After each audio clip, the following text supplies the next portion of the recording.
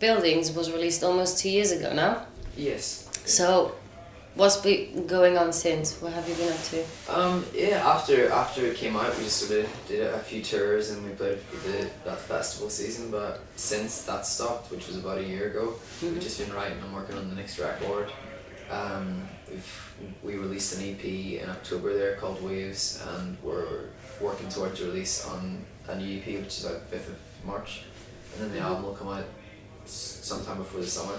No, it's just been that really. We've done a little tour in October and lots of different recording sessions and stuff. But we've just been sort of stuck in the same songs for a year and a half. Do you find since Buildings was out, have you changed the way you work together, or the way you write? I think so. I think a lot of the first album was written with just myself playing the guitar and singing and stuff, and I think this time around a lot of the ideas came in the practice room whenever everybody was there, and you know, maybe the songs came off the back of something somebody else was doing, so definitely was different for us. And you have a new member? That's right, yeah.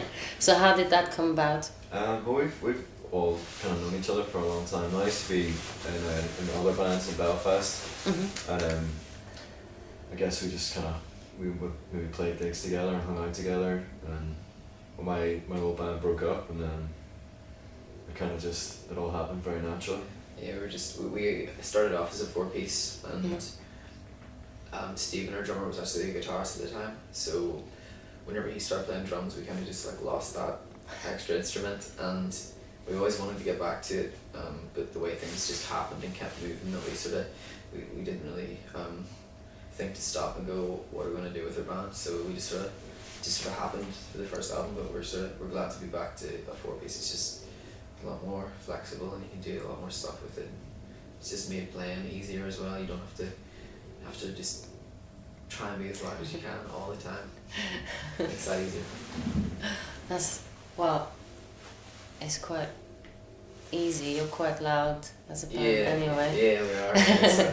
Hopefully there'll be a bit more sort of light and shade from now on. We'll not have to push it so hard. I saw you actually recently at the HMV's Next Big Thing. Yeah, yes. And I thought your sound hasn't completely changed, because obviously you're still General Fiasco. Yeah. But I thought there is a certain maturity there. Can you tell me what the idea behind these new songs is? I guess I still think I'm writing about not the same things that I wrote about in the first album, but it's the same sort of idea that you sing about things and people close to you and all that sort of stuff. And I guess it's just we're just processing it a different way and getting it out a different way. I think musically we've all sort of got different tastes, and you listen to a different thing from day to day, so it's always going to change a little bit. And then with the addition of Stu as well, it just gives another dimension as well, and he's got very, very different musical tastes to us, so that was kind of nice to sort of have somebody to fight with in the practice room, rather than just all of us agreeing all the time.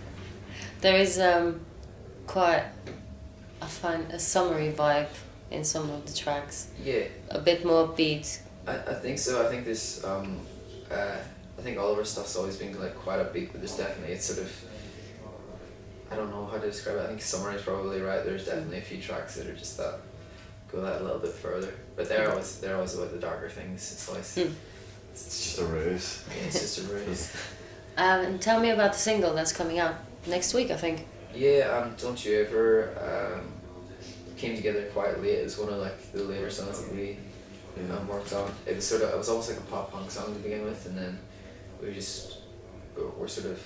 we knew the song was there, but we didn't really think it was the best way to present it. And then Stu just started playing the keyboard thing, so we just kept the rhythm guitars the same, but then filled it with keys, just for something different, because it was something we'd never done before, and it just felt sort of right. It's frantic, very frantic song, and the drums are all over the place and the guitars are all over the place, so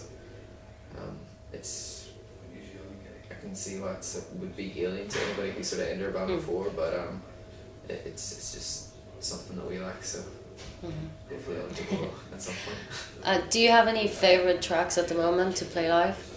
Yeah, I think there's a track called Brother Is, which is going to be on the new record, and it's just nice. It's like a different pace to what we normally play. You can catch your breath, and it just sort of moves. It's just got a nice sort of flow to it, and we've only been playing it on this tour, but I guess that's probably why I like playing it, because it's newness. Well, personally, I love that track. It's amazing. Yeah. Oh, it was the highlight of the gig. Like, I mean, I love all your tracks anyway, but that track was really good. You should definitely release that. And in terms of this tour, have you? Well, actually, you do have anecdotes because one of your members is missing today. So. I or guess, any good stories?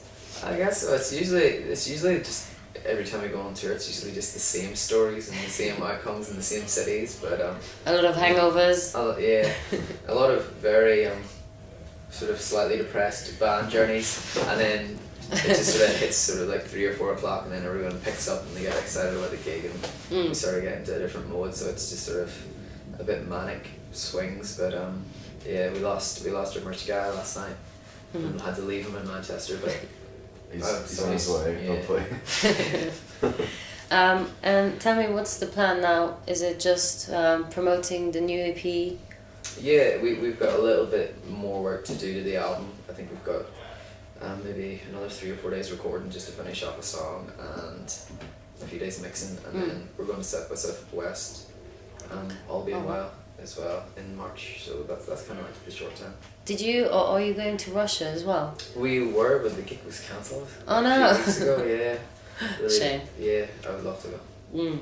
Are you working with the same people on this album? No, the first EP we did with the band Little Comets, who we played with last in the Borderline.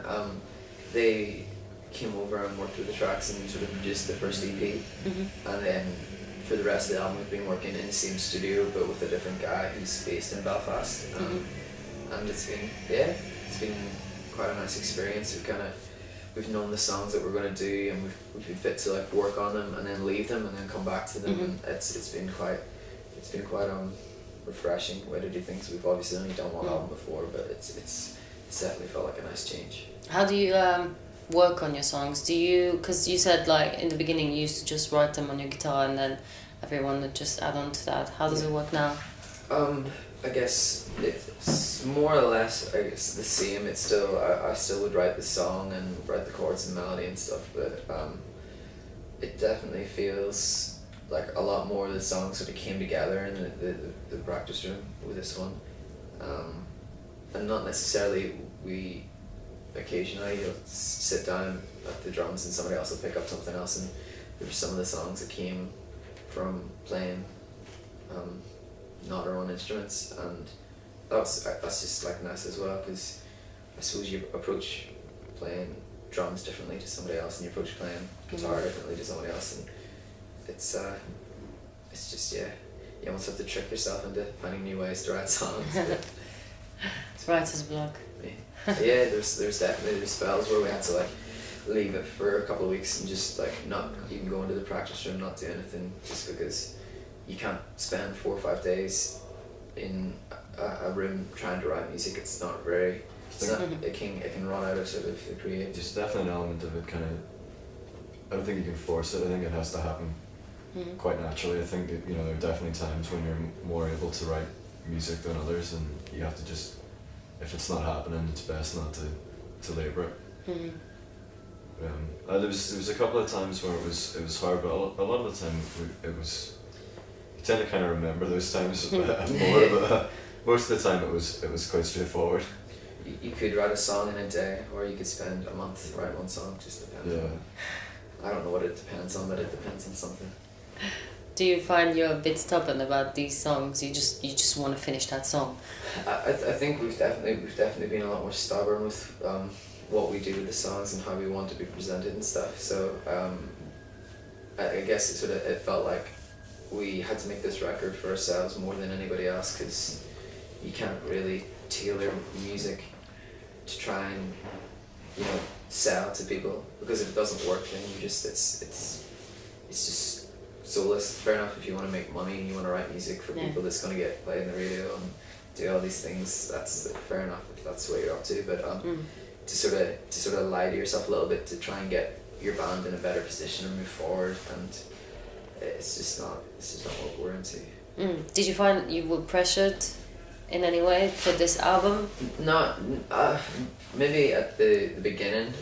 Not, I wouldn't say pressured, but I think there was different people expecting different things, and it took a little while to sort of even figure out what we wanted to do with the record, and it took a little while for everyone to sort of trust that what was happening was the best thing for the band anyways.